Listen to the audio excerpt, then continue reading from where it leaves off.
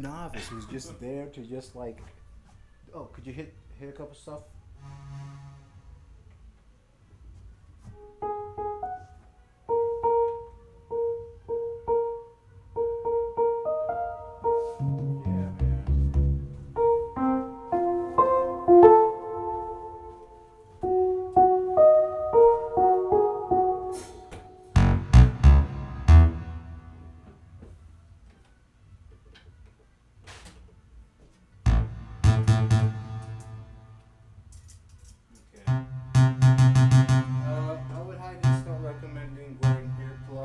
At least the musician earplugs. I'm hoping nothing goes crazy with this board. Okay. I'm just gonna aim to play quieter as well. Shall see where my skill level's at. Ready?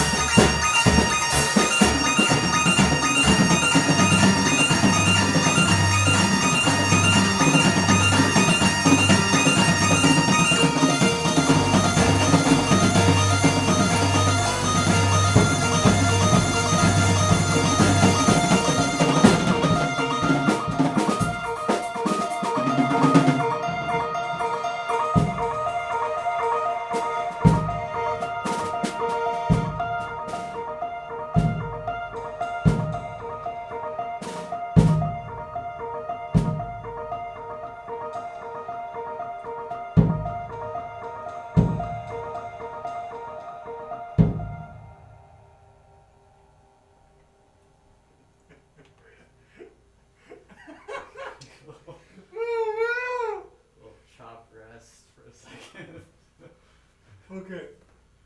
I am really happy our first show was our first show.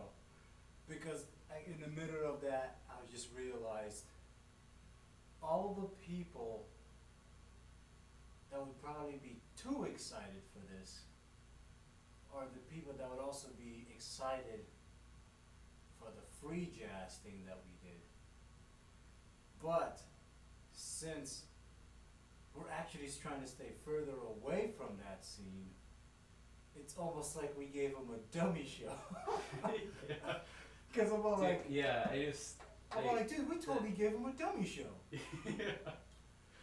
This is very different than what we played. Exactly, that's what I mean. That's why I was like so at odds, because session like the first and fifth was this, with like some like you even went further out, but you kept it going. Yeah. So we did some weird meter stuff over the constant Yeah. four.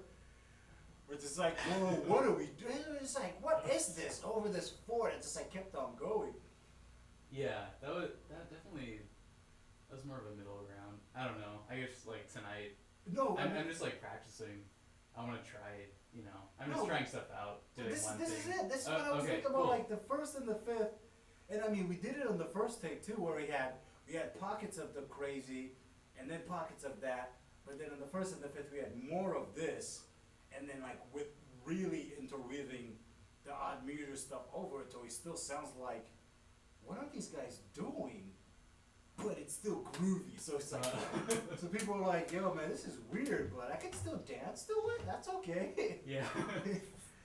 That's what I'm looking for. And this is why, like, so there's two other big bands, I think right now only one, that has been really trying to, like, get this down.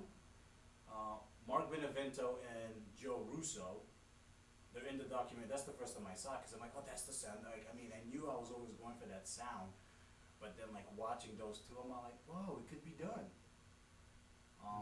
And I don't even know if they're still playing together anymore. The last show I saw that's, like, having those two is, like, 2010. And I think the most recent incarnation of something like that, that's, like, really in the mainstream of jazz, I guess, is Brad Maldau and Mark Juliana, and they have this Miliana combination, basically like a rip-off of of Benevento and Russo, which is just called Benevento Russo Duo. Exactly.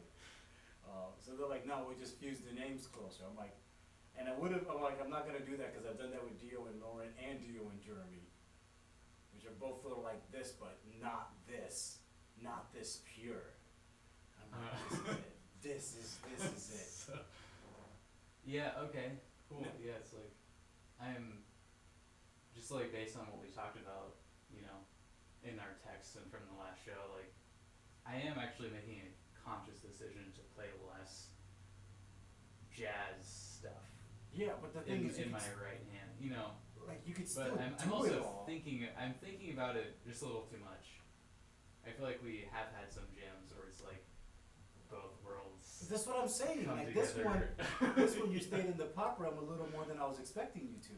Yeah, that's because I decided, like, I was just gonna do that on this jam. Okay, well, it's Like really like, for me, it's the left hand that keeps. Like, for me, I've realized, like, I think the thing that's actually gonna make this, like, I mean, this, I'm loving this. Like, if we do this on the 20th, I know it's gonna go huge.